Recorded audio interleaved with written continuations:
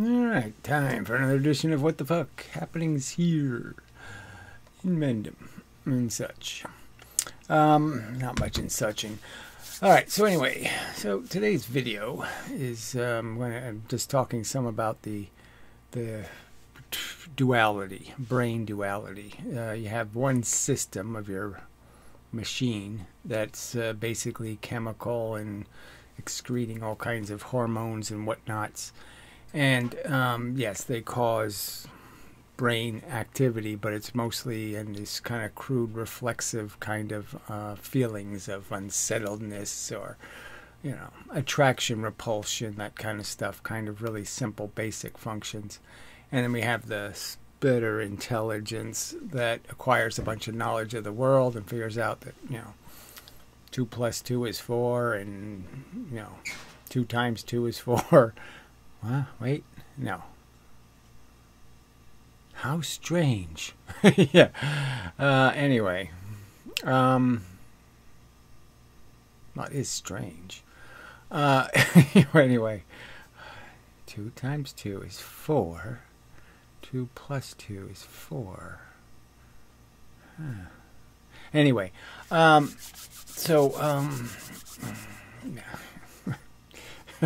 Just I'm surprised. I didn't think it was that, you know, hey, you know, that's just a little weird. But anyway, see, new information all the time changing, you know, and, you know, you don't know whether the change is going to be a good one or a bad one. So I was thinking in the context of, you know, the robot argument, and, you know, we're just biological robots, but we're doing the same thing as you could just make some kind of machine, and then you just put this nonsense inside of it. You put these different mechanisms that have an opinion, okay, and they'll control the robot. And, you know, it wouldn't be any different in terms of the synthetic versus the biological, except that the only difference is going to be is that why would you make a synthetic that's neurotic? You know, that has something other than just reasoning. And why would you give it some other mechanism that's going to distort and pervert its perspective and make it an idiot, essentially? Or at least less rational. You know, based on some conditioned response. You know, they don't like the color of the guy's suit who's talking to them, and so now they're not going to listen because he's wearing the wrong color suit. You know, this kind of nonsense does influence us, and that's really not good. So again, but it's all about these reactions. So I'm sort of talking about the idea that, you know, it's it's so subtle, but this idea that at one time in my life I could be disturbed by the idea of cracking somebody's head open and finding out they're a robot, you know. But now, who cares? What's the difference? It doesn't make any difference. It's not some sort of superior machine because it's biological. All that really matters is how its character, the content of its character. You know, is it programmed by idiots, or was it programmed by, you know, intelligence and logic and reasoning and you know, things in some sort of expansive context, big picture kind of thing? Or is it a little weasel robot just trying to scheme, you know, its way through its existence? So that's sort of a, you know, and then you get back to the, like, the Mr. Spock versus Kirk, you know, kind of comparison of seeing the duality in human beings, and you know, and it's the real context that runs us. And it's worth noting that, you know, every person who's going to express an opinion should be doing their best to be expressing opinion from the smart human, not the dumb one. You know, the thing that's read a few books versus the thing that's still, you know, banging on the bars of its crib or something. You know, got some sort of, you know, psychological incompleteness they're dealing with. It has some other agenda, you know, that has something to do with some sort of personal problem, you know, whether it's an ambition or resentment or some kind of crap like that. And that's what runs people, unfortunately, is not very sophisticated thinking and just more of a reactionary, I want my side to win kind of crap. That's about as far as it goes. So it's just part of being human, is understanding the flaws in your own design and recognizing them and trying to deal with them, and in some constructive way. So this is probably provoked by some video I saw as an icon. I didn't play the video, but it said something like mind over matter or something. And, it's just such bullshit. And then the Mystic just happened to make a video about, while it was already on my mind, somehow, the idea is just to fool your psychology with a bunch of rituals or, meditation or some sort of crap, where you can convince yourself that bad is good and learn how to live in bad happily. And that's all that's important. As long as you're happy, everything's just fine on earth. So it is just his nihilist tiny perspective of, what the hell we're talking about. And it's just so funny. It's just so funny that somebody can be apparently using the smart part of his brain and come up with some sort of notion that he can't figure out that the pain and suffering is important. But he thinks it's important enough that you be happy. But it's not that you be, non-existent. That would be even better. That you don't even bother attempting this process of being happy, and that we don't force anything to go through this process of finding happiness in a rather gruesome and horrid world. And that's what they really are expecting. They really, they had me with the expectation that I wouldn't notice the gore, and I'd never investigate any of it. Like, I'd never sit there at the dinner table and say, why am I eating this animal? And who was he? What was his name? Sparky? Porky? It's just, and I wasn't supposed to notice. Well, of course I noticed. All right, and then I wasn't supposed to notice the whole dying thing. It doesn't look like much of a vacation. Doesn't look like a party. It looks pretty horrid and awful. Terrible condition people end up in. Totally deformed. All kinds of things. Even my own father was, really burnt badly in a 800-degree, explosion at a chemical plant, and just terrible. I had 2 years in the hospital, skin grafts, all that crap, and he was lucky. Not too much of his face got hit, but the rest of his body was just patchwork, and he didn't seem to have any perspective at all. It's just like, like you're just supposed to, okay, this is what the card you're dealt, and this is just what you're supposed to accept, and it's just like, what the fuck for? But that's the funny thing. His robot was just so built into just give me a task, and as long as I'm doing my task, like fishing or some kind of, he was happy. It was just, he was just so task oriented. So if he had some task, paint the house, whatever it was, he was in his, that was his glory, and he didn't need anything else.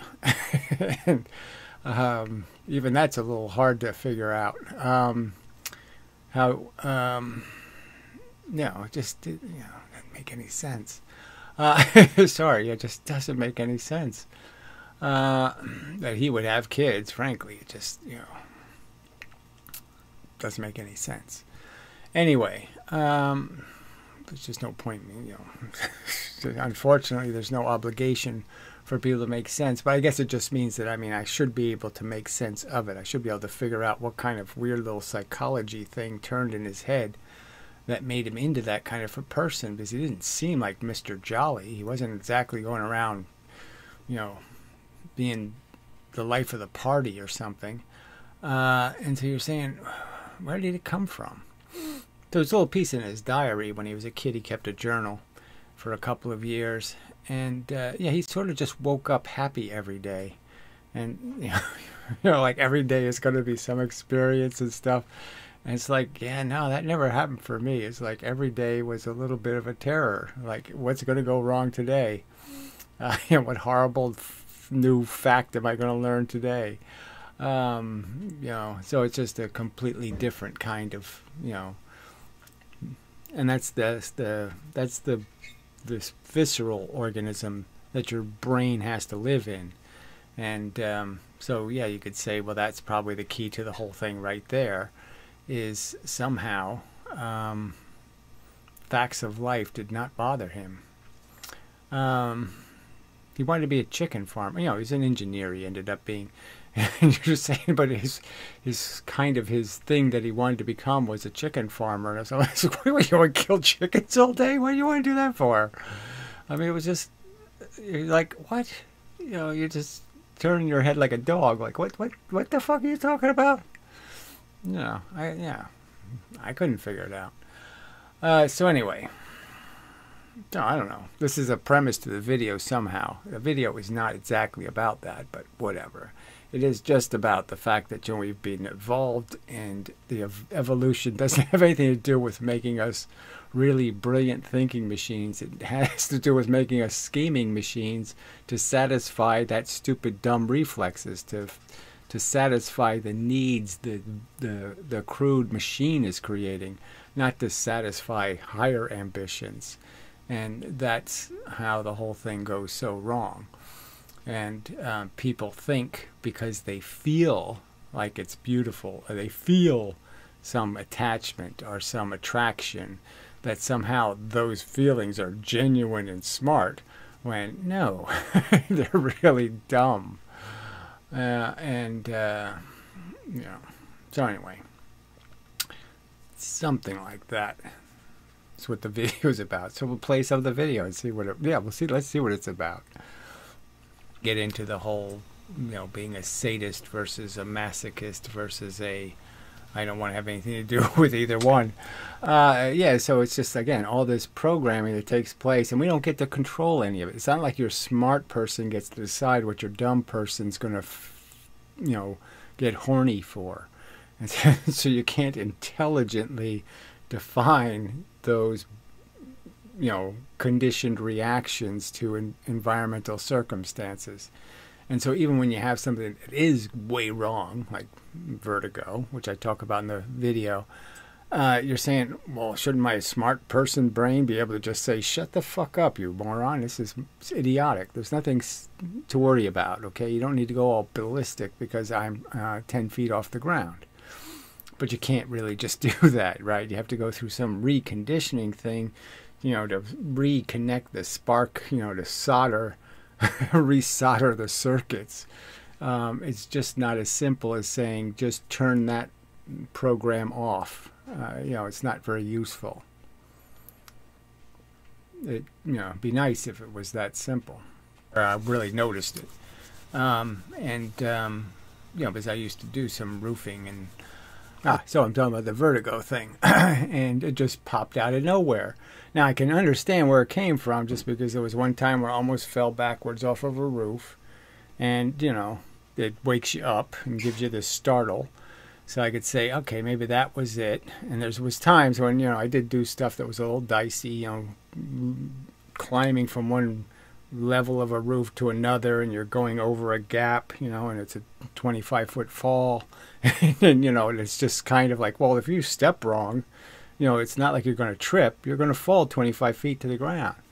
And so maybe my brain added a few things up and said I shouldn't be on a roof because I'm too reckless or sloppy or some kind of crap like that. And it did it all subconsciously. It made these calculations that you're dumber than you think you are.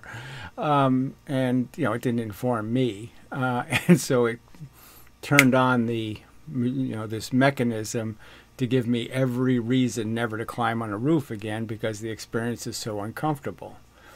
But it's just this battle between your intelligence and your psychology, and you only get to see little pieces of how it what it's soldering, you know, what wires it's connecting.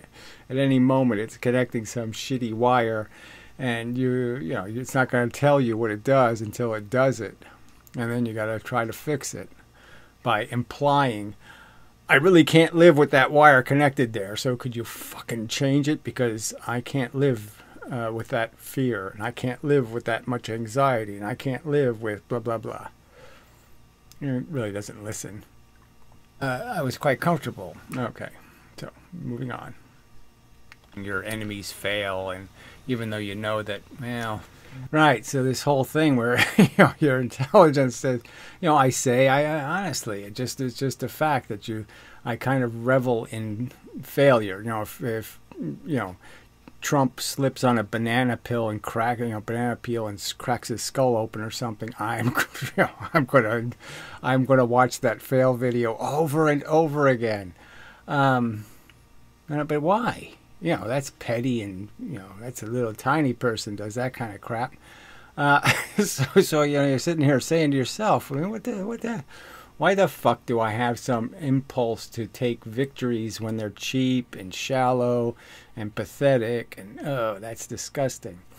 But that's people's trend. Now I have this whole mechanism that every time I do try to enjoy some kind of karmatic, they get what they deserve. You know, my brain kicks in and takes, you know, the fun off the party. You know, I don't know, it pisses on your cupcake. Yeah, you know, it does something to say, I ain't gonna eat it. Okay, I get it. I'm being a petty shit. So that's, you know, then this is just more torment, because now you can't even enjoy those little wonderful karmatic moments. So, you know, life is even more miserable. It's been part of who I am the whole time I've been here, and so even though my intelligence is saying, you know, I'm an asshole, you know, I don't want to be one. So yeah, anyway, I don't know exactly what my point was, but yes, it's just a constant battle to try to be better than your nature, you know, and your conditioning and your what the psychology's attempting to turn you into, which is an animal. You know, and you're trying not to be an animal. You're trying to be better than that. You're trying to not be seduced by the cheese in the trap and the banana, you know, hanging over the, you know, thing, testing your performance of these silly natural standards of performance. And so obviously that's the flaw in evolution, is it's not testing your integrity, it's testing exactly the opposite in a sense. It's basically going to reward you an awful lot for being a great schemer, a great liar, a great manipulator. All of those things will be rewarded. And that's a gigantic flaw in the construction of the bug. Agenda, which is reproduction. I mean, gang warfare works, right? Gangs win, all kinds of things. So yes, we're constructed to be members of a gang. That's why people always end up in gangs, in a sense, right? Is because we're constructed to be members of a gang. I mean, people are even doing that to this subject. It never really even occurred to me to, you know, create a community or something like that. But as a practical matter, you know, my brain says, yes, you have to have political influence. So we'd have to be enough of a community where we could create voting power and then extort the system with our numbers, you know, that kind of thing. But the idea of community like Huggy, you know, whatever, you know, having some sort of hold hand thing or something never even occurred to me. And not much else. You know, certainly survival, but I just mean, you know, in the context of smart things, the survival thing is less of an issue, and it's more just about strategies of manipulation and Yeah, being schemers. But yeah, so and it's built first for this organism, this DNA, and then you know that the DNA has some connection to group DNA, you know, because that's also evolving. So I mean, there's DNA. That's this whole nature of the selfish gene in terms of Dawkins' argument, is that it's the little pieces that are getting replicated, and they don't care. Like piece 14 that we all have, it doesn't care whether I win, you win, doesn't matter, as long as a 14 goes into the future. So some of the genetic code isn't personal, it's group. And that's part of the evolution. That's part of what's controlling what survives and what doesn't. So all of this idea of group power becomes really important, because the substance of your genes are shared genes. 99% of them are shared. And it's only a tiny percentage that we have differences with each other. So there's only a tiny number of my genome, pieces of my construction, that need me to survive, that need me to replicate. Just a tiny percentage. And they're not a strong enough influence, obviously, in my case, to win the argument and persuade me to be a fool. Seems a pretty deep obsession for most people. And the ones who don't have that seem to pretty much atrophy. Right, so you end up in some sense, you got to have some passion for this. You have to have a hunger. You have to have some motivating mechanism to keep you capable of accepting the slings and the arrows. So there has to be some sort of powerful horniness for correcting something, all right? And for most people, I guess I'd argue it's overcoming some insecurity they have in some personal way. Like they wear glasses, and so they have to do something to overcome the fact that they have this defect, some kind of crap like that. And it's not really about this contest to be clever enough to solve the world's problems. So where my brain is now focused on measuring me by that standard alone, and there's just no other standard. There's just like, what's my effect on the destiny of the living creatures on Earth? And there's like no other way I can win. You know, I have to be a good scientist, if you want to call it, or whatever, or I'm a failure, kind of thing. So it's really hard, I guess, is what I'm saying. From my personal experience, it's really hard to get my feelings to match my intelligence. So that should almost go without saying. But like I said, so there's these people who are basically arguing that somehow it's really easy to reconstruct yourself. And, you know, and I just say that obviously people are cutting off their penises and stuff because they can't reconstruct their head game, you know, because they can't find some way to desire in a way that's satisfiable with the conditions they have. They can't change those preferences and those images in their head and those associations with those images. And but that's the whole thing, right? I mean, it is possible. There probably are people on Earth who could eat vomit, right? You know, or eat shit. You know, I'm not saying that's a superior thing to do. I'm just saying, I mean, it's really stupid because of, you know, germs and all that crap. But I mean, it's a power, okay, they have because they don't have some mechanism that's in their way, and, you know, some aversion or fear or some other kind of repulsive mechanism that prevents. And, you know, so you can do that with every single subject about what bothers you. What makes you squeamish is completely different in other people.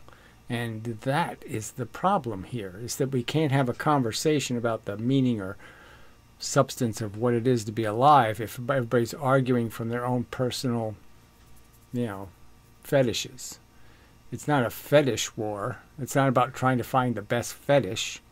You know, the purpose is to find the truth and define and describe what it is that's happening on planet Earth when there's a bunch of organisms squirming around trying to steal each other's energy so they can convert it into DNA replicating eggs, to take over the universe. Yeah, that's just dumb. Not it either. Cooked is cooked. What's the real difference? Does it really make any goddamn difference? Theoretically, no. I can't find any mental objection, and so you have to just keep reinforcing the fact that there's no reason for you to be queasy about it. I think I was talking about Soylent Green and eating dead people, and how there's nothing. Who cares? So I don't know exactly why I said cooked is cooked, but I mean the idea of if you can turn it into something, you can't tell the difference. So here's a dead person, and it's just like a Lay's potato chip. I mean, maybe you don't like those. Maybe you like whatever. What's the other kind? Watts or something? There's some Wise, yeah. Maybe like Wise potato chips. I'll eat any potato chip, frankly. But anyway, I mean, I just never met a potato chip I didn't like. But if somebody turned dead people, or even vomit, into a yummy potato chip, what's going to stop me from eating it? I mean, why would there be any barrier that says, oh, this one's made out of dead people? Yeah, so it's just that simple a thought, right? You have just this really simple thought, and all of a sudden now eating dead people would really be simple. So if you can convert the dead people into something, I can't tell the difference. In every way, it's a potato chip. I'm eating it, no problem. One of those orange things, tortillo. What are they called? Burritos? No, not burritos. Well, anyway, you can't buy them because they're too expensive. Those kind of chips, the little triangle ones. There's so many things I haven't eaten in years just because it got too expensive. You can't eat it because it's just too goddamn expensive. Now I'm not going to remember his name. I mean, it's just so annoying. Yeah, so I had a couple of... It's just, it's with this age thing where I couldn't remember Edward G. Robinson. I couldn't remember Soylent Green. I mean, it's just, whoa. It's just really annoying. So that's one of the stories of this whole life thing. Again, it's just so obviously crappy. And if they told you that as a kid, see, I mean, let's just say there's a future dystopia by most people's definition where there's only 1 million people left on Earth. And every child that's born is told, you're just part of this machine here that's trying to make machines. We just build machines, throw them into space, replicating machines, so they can sanitize the universe. And that's all you're for. Okay, that's all we exist to do, is save feeling things from torment and torture. And that's your whole mission in life, okay? And yes, you can still have some fun. You can eat a cupcake and you can have potato chips. But otherwise, that's your job here, okay? Your job isn't just to be a silly human and I'm living in the suburbs and I'm, cheating on my wife. That's not your job. You have this real important job. Versus, okay, this alternative of the, this common narrative, where people raise their kids with all these lies about what their life really is going to be. That somehow this is all going to work out just fine. You'll find somebody that you love, and then 3 months after you're married, she gets cancer. I mean, what the fuck? Are you going to tell the kid that truth?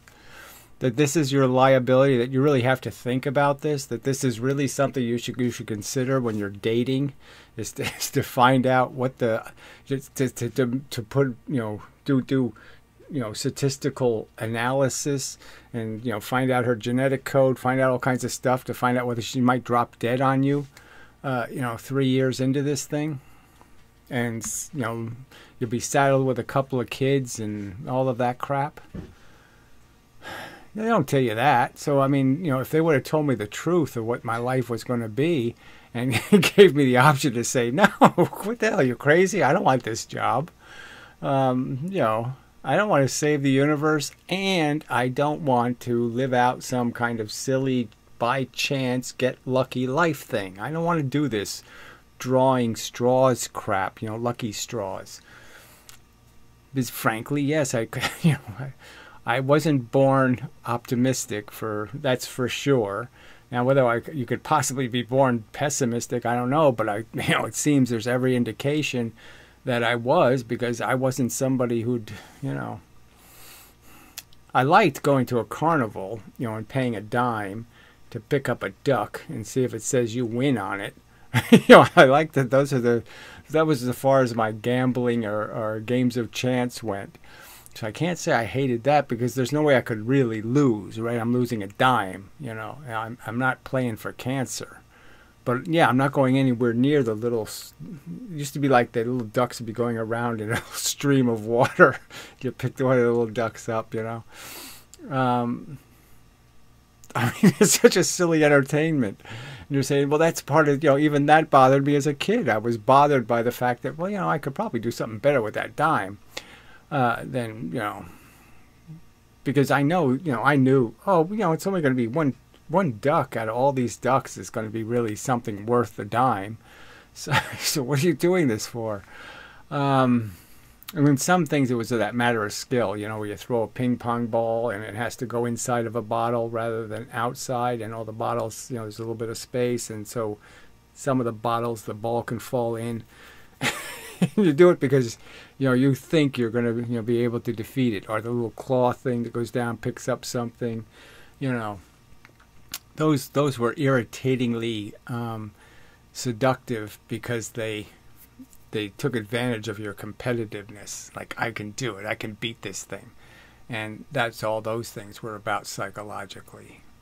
But again, it's just your brain knows better. I mean, now my brain certainly knows better. So even though I would be semi-interested if I could play for free, but yeah, if I can't play for free, I'm not doing it, because I know it's stupid.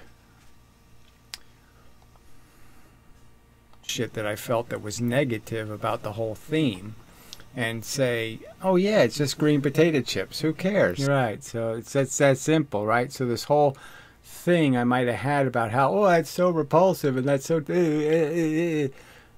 fuck that. It's stupid. It doesn't mean anything, this notion in my head. So again, it's just, and it goes right to this thing, where there was a time in my life, if I heard somebody got killed in a plane crash, I'd go, ooh, that's horrible, blah, blah, blah. But no, then I thought about it and I said, wait a minute, compared to all the other ways to die, that's excellent. I mean, even if you have to go through a little bit of trauma while the plane's going zoom and it's going to crash, even that's not terribly painful. It's just scary. Okay, so you could just turn that into a roller coaster. But once you hit, it's gonna happen so frickin' fast that you're not even gonna have time to go, oh, my head just flew 20 feet across the room. No, okay, your head's not gonna know it happened. You're not gonna know it happened. It's just not gonna be something to worry about. You're not gonna have enough time to manifest the sensation. And so, yeah, that's the way to go.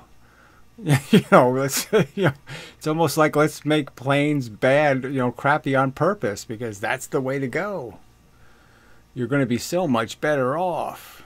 No divorces, no cancer, no palimony suits, no years of depression, no drug addiction, none of that crap. No, you're just done. Thank you very much. Get it over with. So, but that's your instinct, right? So you'd hear about some actor or something on TV. Oh, he died today. I had a heart attack. Oh, I should think, oh, so he died in one frickin' day. He died in 1 hour. So he took the whole horrible process and turned it into one stinking little hour. And what did he lose, right? His career wasn't going anywhere anyway. But. So, yeah. It gets hard to imagine being one of those people who could react to any of this crap. So it's just like you're watching some moron watching their soccer match or something. And especially if it's just a repugnantly stupid sport. I mean, I'd rather watch curling than soccer. I mean, I can't really think of any sport I mean, maybe that stupid thing on skis where you shoot shit and then you ski and you shoot shit. I mean, that's when really are, you know, shooting little round things thrown in the air. I mean, there's other things I can find. Oh shit, I don't need to see that more than once. But yeah, you could just you just could mock it. Say, well, how could somebody get interested in this shit? Yeah. I was like that. I went to a basketball game as a kid. I went to one basketball game, and I was like, why the fuck do people do? I went to one hockey one too, and I was like, why the fuck do people do this? This is idiotic. This isn't a sport. Whatever it is stupid. 2 points, 2 points, 2 points. Oh, they missed, so it's, you know, they're 2 points ahead. What? And you go back and forth and you end up with a score like 96 to 98? Fuck you. I'm not watching this anymore. But yeah, the rest of it's pretty useless. Anyway, I never watched it, so it's just part of the... Yeah, I barely knew what was going on. Blue line. What's the blue line? Oh, they can't go across that, and then they have to restart over again. Oh, that's a rule, is it? They're beating the shit out of each other, and you got rules about some stupid line? The whole thing is ridiculous. So the point is that, you know, if we're really, you know, people, human beings should recognize that if they're going to have a conversation about reality, and what should be done, it should be in a conversation between their intelligence. Yes, it shouldn't be this reactionary asshole who's afraid of green potato chips. It, you know, it should be somebody who can recognize, yeah, really, what else is there in this life? A little bit of, you know, humpity bumpity, ooh ooh ooh. Once you've done that a few hundred times, you've probably done it, you know, until it's going to start to get a little bit like, oh well, I need a second penis, you know, or we need another, you know, yeah. So yeah, you can already get the idea that it's going to start failing, and you can see it's the absolute truth, but you see what happens to people. You see how absolutely bizarrely perverse they become, in terms of they can't get off anymore. I mean, they have to drug women and do all kinds of other wacky shit because they can't just have normal sex. You know, that doesn't do it for me. What is that to look forward to? So you know it's kind of over. We might as well all die at 26 or something, 30 maybe.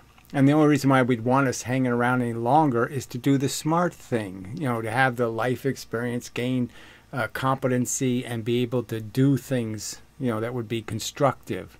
But beyond that, there's just no reason, because it ain't going to get any better. It's just going to, your pieces are just going to start rotting and falling off if you aren't cutting them off on purpose. And in this case, the potato chip is recognizing that if humans... Yeah, I'm really a substitute. I have a thing for potato chips. Yeah. Didn't exist, the universe loses nothing, and all of the torture stops. Right, so the Martian thing, so I made those sort of arguments just about, you know, that's all. I mean, you could say the same thing about us. If we're gone, then it's just the same thing as the Martians never existing. It's the same circumstance, so you're not going to cry because the Martians don't exist. Why are you going to cry because, oh, there's no humans on Earth making up silly shit and talking crap and, you know, cheating on their wives? Gee, what a disappointment, you know, that they're not just, you know, squirming and and writhing in pain. You know, I mean, there's nothing else to do here except evade the horrors for as long as you can, but you can't do it. You're not going to win. You're not going to succeed. It's going to come and get you, and it's going to beat the shit out of you. It's like every single person, you know, the boogeyman, you know, the thugs, you know, break down your door and rape you and kill you. It happens to every single one of us. You know, just about. Like I said, some people are lucky. You know, okay, they get blown up in buildings or killed in plane crashes or something like that and get it all over with in a few milliseconds out of it. But horrible death. horrible infection, disability, horrible. I just don't know what I can just, it is, it's just sorry about my D grade. I just apologize to the audience. Sorry. I'm just not as good at this as I used to be because my brain just can't produce vocabulary as it used to be able to. But all in all, I don't know whether it's any worse, but whatever. If you add up all the other defects in my personality. Bug turning into the fish, turning into the lizard. So I thought that was a good thing. So right when I'm making the video, it occurred to me an analogy for like the distortion, just the subtle distortion. So when they show that evolution picture, from plankton to human being with the little ape and the thing, and most of it is like 80% of it happened in one word of the book. So there's one word of the book, there's 30,000 words in the book, and in that much time of one word. I mean, they're showing you what took place in almost no time at all, and most of the time you were a fucking fish. That's what we should be thinking about is, well, all those millions of years we were fish. And you and me were the same fish, okay, in the sense that our lineage, our great-great-grandfish, okay, it was the same fish. It was only one tiny branch of fish that was, that ended up being human. Just one little branch. All the other fish, never became anything. Just stayed being a stupid fish. But, we were on this stupid little tiny group of fish that became salamander, with angry penis. But anyway, it's just so, it's such a distortion, because it just doesn't really tell the truth of what we are and what we're made out of and what has been paid for our existence is just so many fish burgers, so much carnage, so much blood, And so we're living some lie that this is a monkey story when it's a fish story. Back in the fish days. Okay, yes. Like I said, the real enemy is the fables of religion. I mean, because you take those away, there's no way to have an intelligent conversation about evolution for somebody to make some sort of defensive statement, because it is a bloodbath. Yes, it's a meat grinder. It molests and kills children in insane numbers, 100 to 1, 1,000 to 1, insane numbers of gross attrition, where things never, and even when it's not doing it evolution, even when their lifestyle is that way. So that was one of the things I found out about, like seals and stuff. The alpha males do get all, they're the only ones that have sex, right? And all the other males are just shark food. They just exist to essentially protect the alpha male from any accountability, because they're just going to feed the sharks, so the sharks will already be full by the time the king goes out and swims, that kind of thing. They're just there to be disposable. To be defenders of the hive, just like the drones in the beehive. They're just there to be slaves to the king and the queen, which just makes it all so much more insidious, because we could be in that circumstance, and recognizing that's what empathy is. Empathy is you imagining if you were trapped in that circumstance and recognizing you wouldn't like it. That's when you have to go on a rescue mission, is when you recognize that something has been wrongly abused and you need to have a war to go release them from the horror. And, it's really, it's tragic that that's what it's come down to. But yes, it's really not a conversation about doing anything intelligent. It's just a conversation about throwing mud, slinging lie. Yeah, so it's all this emotional crap, all these conditioned responses, all these social memes, all of this. It's just bigots yelling at bigots and nepotists. I mean, it's just a war of psychobabble, and it's not really a conversation about how can you intelligently describe the infestation of animated machines on Earth. And you really can't describe it as a great experiment because it's so expensive. I mean, it's just insanely, you can't cause cancer for it. It's just not good enough.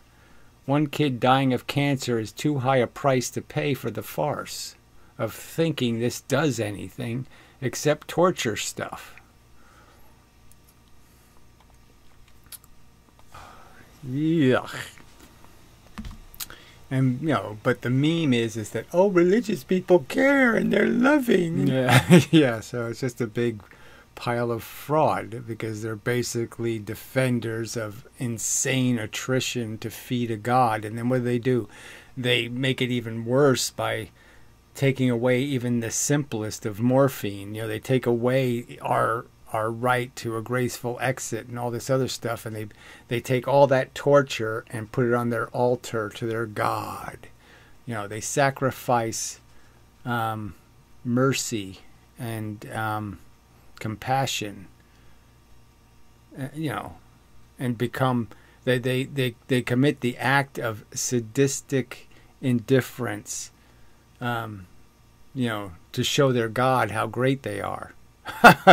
By pretending to say, I'm saying God is great, therefore I am somehow justified in being part of the meat grinder. The religious people are just oiling the machine. Choices that you shouldn't have to make. You're just making choices based on being put in between a rock and a hard place. There's nothing else we're going to do. You're just going to bounce between problems, and that's all there is. That's all there is to do in this life, is bounce between the things that are trying to hurt you, and that's it. There's no freedom. There's just keep swimming or you will drown, and you're never going to find an island or a real refuge. You might find a little log you can hold on to for a while until it becomes saturated and sinks.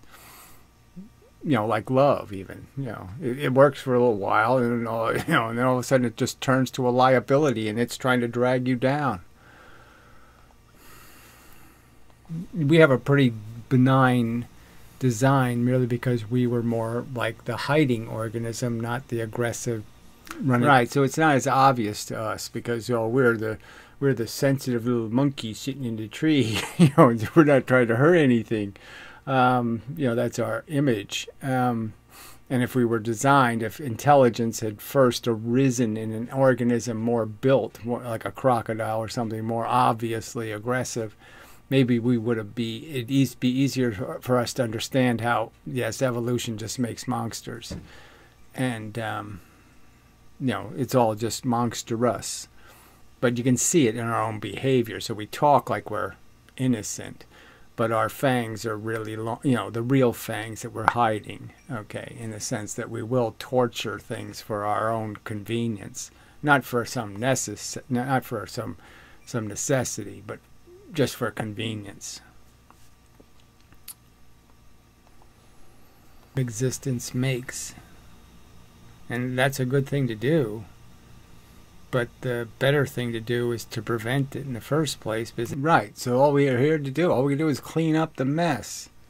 And so it's part of our, we're bouncing between all these hard places of just trying to, be a natural organism and fight with all the things trying to harm us, the mechanisms out to get us. And in doing that, we can acquire empathy and then try to help things that fall down and try to keep them walking so, they don't get killed by the machine. They survive the trail of tears, so to speak. But for what? Because we're all going to get... they're going to shoot you anyway. They might as well shoot you before you walk your trail of tears. Damn. I mean, it's the humane thing to do is never make you have to walk. Just not make you, period. But you're not playing a good game. There's no good game to play here, except clean up the mess you being here makes. There's no stinking butthole to wipe until you show up. Alright, so anyway, I think it wasn't a bad video, considering my videos. It was, it was pretty much at least a B video, I'd say, and such. So, on the website, and then for people on the website, I did, there's 3 links underneath the video. Okay, so one of them is, yes, the MP4s are big videos. They're high quality. But the WebM ones, it says WebM Save As link, right? So you can hit that, and it'll play the WebM video. Okay, it's a much smaller video. It's not as high a resolution. It won't be as pretty, but it's a lot smaller file, so it'll play better. And then if you really don't have any bandwidth, or if my website's working really bad, there's also the audio link, and you can just listen. But anyway, the complainers, about just bullshit. But anyway, it's okay. Yeah, whatever. Is what it is. So anyway, so till the next time and such. I think that's enough video. So yeah, do what you can. I mean, I say that in the video. I mean, it's great if you think you can moderate your, control your reactions and try to make your life less uncomfortable. So, try to condition yourself to enjoy the idea of being dead, and then think about getting a disease and saying, well, it might be an interesting experience, and, try to create some sort of fake narrative to make everything that frightens you go away. And maybe some of that's possible. Maybe you can, bend some of your conditioning to be a little less, to make you less reactionary. And maybe even do that with some of the things that are in your life that are, like alcohol or drugs or some other thing, and just try to get yourself less dependent on that part of your entertainment system, and figure out a way to make it less encouraging for your system, give it less reward. So, throw in some negative speak now and then to dampen your enjoyment, and maybe you can get yourself to need and want in a visceral way a little better. Same thing with the, eating food. You can just, be a little bummy when you're having some yummy meat meal, and be a little upbeat when you're having your non-meat meal, and say, well, these are lovely potatoes, or some carrots or broccoli or some other kind of thing made in some kind of way that is tasty and nice, and you say, oh gee, that was quite yummy. Emphasize that, and encourage yourself to be less inclined, to resort to the less intelligent choice. Let's just say. Okay, yeah. Even like gambling, people get compulsive and do all that, and I can see that you could probably interrupt that process inside your head, by just trying to do practice, pretend. Imagine being at the casino and then imagine yourself saying no and how good you'll feel, and you walk out and you say, wow, I still got my money, and I haven't spent my kids' college money, and I haven't done whatever. Well, there's probably not too many people listening to this video who have kids, but anyway, your dog's happy toy, you didn't spend the dog's happy toy money, you didn't waste it, in the casino. But anyway, so do all that stuff. But I just mean, me personally, I am struggling getting much utility out of any notion.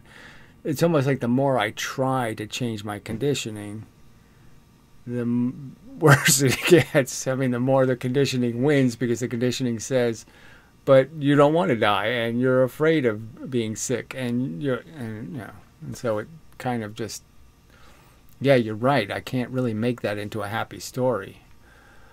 Can't feel good about it. All right, anyway. Enough of the video. Yeah, that's where I was. So anyway, so till the next edition and such and so forth and whatnot. Yeah, I don't think there's any other. No. I think that's all the news for this week.